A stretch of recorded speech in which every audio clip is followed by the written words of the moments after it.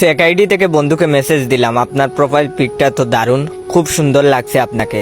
দূর থেকে খেয়াল করলাম বন্ধু মোবাইলের দিকে তাকিয়ে মুচকি মুচকি হাসছে আর চুলের বাজ ঠিক করছে। একটু পর বন্ধু রিপ্লাই দিল, কি বলে আপনাকে ধন্যবাদ দিব বুঝতে পারছি না, রিকোয়েস্ট পাঠাইছি অ্যাকসেপ্ট করবেন। আমি বললাম ভালো কিছুকে তো ভালোই বলতে হবে, এখানে ধন্যবাদ দেওয়ার কি আছে, আর আপনার মতো একজন হ্যান্ডসাম ছেলে আমার ফ্রেন্ড লিস্টে থাকা তো আমার জন্য সৌভাগ্য। এবার দেখি বন্ধু পুরা দাঁত বের করে হাঁটছে। কিছুক্ষণ পর আবার মেসেজ দিলাম, এই মিস্টার চুপ করে আছেন কেন? সে বলল আপনার প্রোফাইল পিকটা দেখেছিলাম। আমি বললাম তাই নাকি? সে বলল হুম। আমি বললাম তো কি দেখেছিলেন? সে বলল আপনি খুব সুন্দর, একদম পরীর মতো, সারাদিন চেয়ে থাকতে ইচ্ছে করে।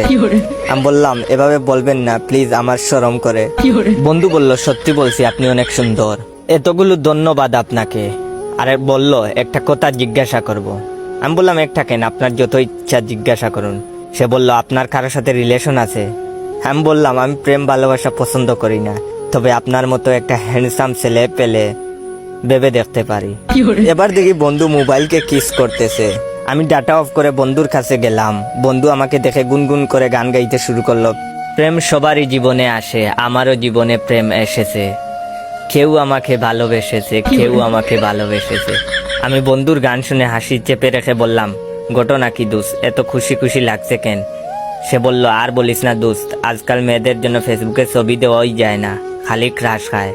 আমি বললাম হায় রে আমার কপাল, এত ছবি ফেসবুকে দিলাম, আজ পর্যন্ত কেউ ক্রাশ খাইলো না। ভালো দোস্ত, চালিয়ে যা।